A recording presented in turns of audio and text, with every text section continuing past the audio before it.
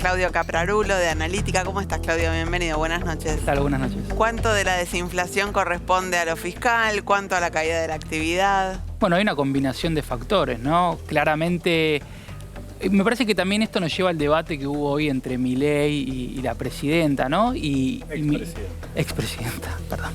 De la expresidenta, y se referían los dos a qué está pasando con el tipo de cambio. Entonces, claramente un crawling peg del 2%, con una inflación que fue del 25,5% en diciembre, y si bien se desaceleró, sigue en torno al 4%, lo veíamos, ustedes hablaban del dato de la ciudad de Buenos Aires, eso lo que da cuenta es que tenés un factor muy fuerte que te tira para abajo los precios, los importados pegan mucho la canasta de consumo y también de producción. Y después también tenés obviamente la falta de nivel de actividad, ¿no? Con una economía en recesión ayuda a que no haya traspaso a precios, por ejemplo, si se empieza a recalentar la brecha cambiaria como sucedió en julio. ¿Vos qué consideras de la discusión que se dio hoy?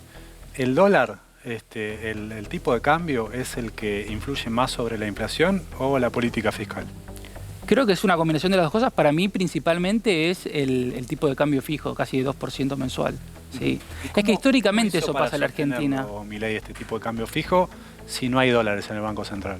Bueno, primero por la recesión. Lo que te permite, a ver, históricamente, ¿qué sucede? La Argentina tiene un problema de balanza de pagos, ¿no? Lo vimos en distintos periodos de nuestra historia. Cuando faltan los dólares se hace una fuerte devaluación, esa fuerte devaluación pega en los salarios, lo que vimos, ¿no? Una fuerte caída de los salarios, sobre todo los primeros meses, más allá de que los registrados ahora empiezan a tener una leve recuperación, que como vimos en la nota, mucha gente todavía no lo nota.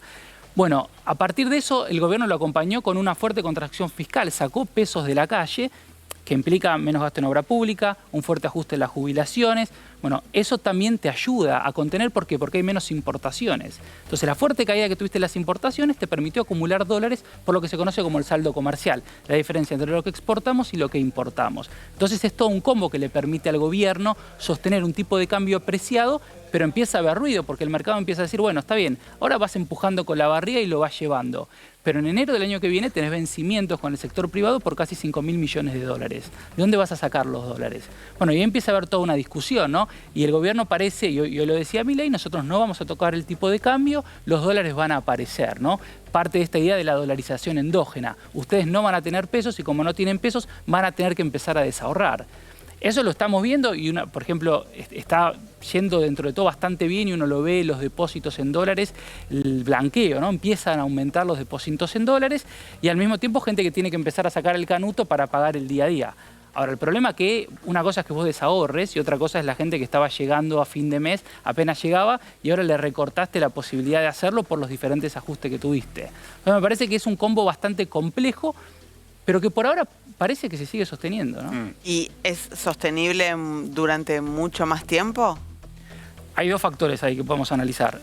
Si querés, en términos económicos, uno dice, todavía la pueden seguir llevando. Hay que ver qué hacen respecto a enero. Primero dijeron que ya tenían la plata y que le iban a mandar. Ahora parece que están discutiendo, ¿no? La famosa utilizar un colateral con el oro que tiene el Banco Central. No es claro, pero uno dice, bueno, deberías poder de alguna forma conseguir los 5.000 millones de dólares para enero, porque vos dentro de todas formas también tenés las reservas brutas. Siempre discutimos las netas que son negativas, pero las brutas, la diferencia básicamente es que tenés vencimientos menores a 12 meses. Bueno, supongamos que llegan, supongamos que logran sacar un puchito acá, pagan esos 5.000 millones de dólares, con el fondo empiezan a mejorar la relación, más allá de que Milei hoy le pegó de vuelta al Fondo Monetario Internacional. Pongamos que llegan. Bueno, el problema de lo que estamos viendo es, bueno, ¿qué pasa con el ajuste social, ¿no? ¿Qué pasa con la gente? ¿Hasta cuándo empieza a marcarse esa tolerancia? Las encuestas te muestran que todo el mundo está en contra del veto que hizo el presidente a cierta recomposición de las jubilaciones. Nosotros vemos sobre todo que ahí empieza a haber una alarma más grande respecto a lo que puede suceder, sobre todo con la economía, que va a seguir acumulando desequilibrios. A ver, eso no quiere decir que estemos transitando un camino que vos decís, bueno, esto es re sostenible, vamos a estar 2 años así. No, para nada. Pero bueno, también le pasó con Cepo Cambiero el kirchnerismo, que uno siempre decía, bueno, esto no es sostenible, y vas usando distintos recursos y lo sostenés. Llegás, claro. Si logras sostenerlo, ¿a qué tipo de país o de economía vamos? Bueno, vamos a una economía que no va a poder crecer. La discusión con el Cepo Cambiero, ¿cuál es? Bueno, está bien, no se te van los dólares, pero tampoco te entran dólares. Y para mí el problema del gobierno que tiene es que en estos meses no logró ingresos de dólares. No logró ni siquiera del sector privado, de muchos empresarios que celebran las medidas del gobierno. Cuando vos ves los números de inversión, la verdad que no se modificó en nada. Entonces el gobierno no logra tener un flujo que le permita que la economía crezca, porque vuelvo a lo que decía antes, para que la economía crezca necesitamos importar. ¿Tenés dólares para sostener las importaciones? No, no los tenés. Entonces hasta que eso no se resuelva tenemos una economía que va a tener, lo que estamos viendo ahora es, se tocó un piso, parecería que la actividad tocó un piso, pero no vino el rebote en B. Nosotros de analítica lo decíamos desde enero, no hay condiciones para un rebote en B. No están dadas, pero no están dadas por estas cuestiones, ¿no? Porque el gobierno no tiene los dólares y no los está consiguiendo. Por ahí en sus planes estaba que durante el primer año lo iban a hacer. Bueno, el ministro Caputo es especialista principalmente en mercados financieros internacionales. Por ahí había una línea ahí que no se les estuvo terminando de resolver. Se habló con el Fondo Monetario Internacional, 15.000 millones de dólares, decían, estamos negociando, si me lo dan, levanto el cepo. Bueno, todavía no aparecieron y parece que las negociaciones no van bien porque de vuelta el presidente decide confrontar nuevamente, públicamente, con el organismo. Entonces creo que vamos en economía que no va a crecer y que eso es, cómo va a resolver para mí la cuestión social es lo más difícil. Claudio, viste que hay ahora una discusión porque los índices vienen mostrando que la inflación se desacelera, sigue el caminito descendente y demás, pero las personas no estamos viendo esa desaceleración de la inflación en nuestros bolsillos. Y aparece la discusión respecto de si mide bien, si la canasta que está midiendo el INDEC es la canasta que representa nuestros consumos. Mira, yendo a lo que decía el director del INDEC, que a mí me parece lo más relevante, más allá de la cantidad de precios que tomen, es que se cambie la encuesta que se utiliza para ponderar. El índice que nosotros conocemos, este 4,2% que hablamos de la Ciudad de Buenos Aires, bueno, lo que pondera son distintos gastos y le otorga un porcentaje. Dice, bueno, en tu canasta de consumo, mira, lo que más pesa, por ejemplo, en el IPC nacional, son alimentos y bebidas, es el 27%. Bueno, ¿qué pasa con transporte? ¿Qué pasa con energía? Bueno, claramente nuestros consumos se utiliza una encuesta de principio de los 2000. Entonces, ya la Ciudad de Buenos Aires la actualizó a una encuesta que se hizo durante el gobierno de Mauricio Macri, el INDEC en ese momento. Bueno, seguramente ahora lo que vaya a hacer Nación es vaya a utilizar también esa encuesta de consumo de los hogares para modificar las ponderaciones. Creo que eso es lo más relevante. Después, me parece que las estadísticas del INDEC siguen siendo confiables, son los números que tenemos, son los que hay que usar, más allá después de la sensación y la particularidad que tiene cada uno en su bolsillo, ¿no? Puede pasar que haya aumentos, que haya habido muchos aumentos nominales en precios que no, o en bienes o servicios, rubros, ahí está, no me salía la palabra, que no ponderan tanto dentro del IPC, como por ejemplo tarifas o transporte. Sí, pero también, mira, vuelvo porque me parece un ejemplo claro, ¿no? Por ejemplo, en este 4,2% que hubo en la Ciudad de Buenos Aires, lo que más pesó fue un 9% de aumento en el transporte por la tarifa de colectivos. Entonces, seguramente cuando se modifique vaya a impactar más lo que pasa con las tarifas. Pero de todas formas sigue siendo bastante representativo. Una inflación estabilizada en torno de un 4%. ¿Es sostenible también en el tiempo? ¿Es una buena noticia? ¿Es una mala noticia? Es una mala noticia porque sigue siendo una inflación alta, ¿no? Sigue siendo una inflación alta. Este era un año que iba a ser complejo igual que la inflación. Me parece ahí, humildemente, que creo que el gobierno se equivoca en decir, bueno, vamos a eliminar la inflación en un año.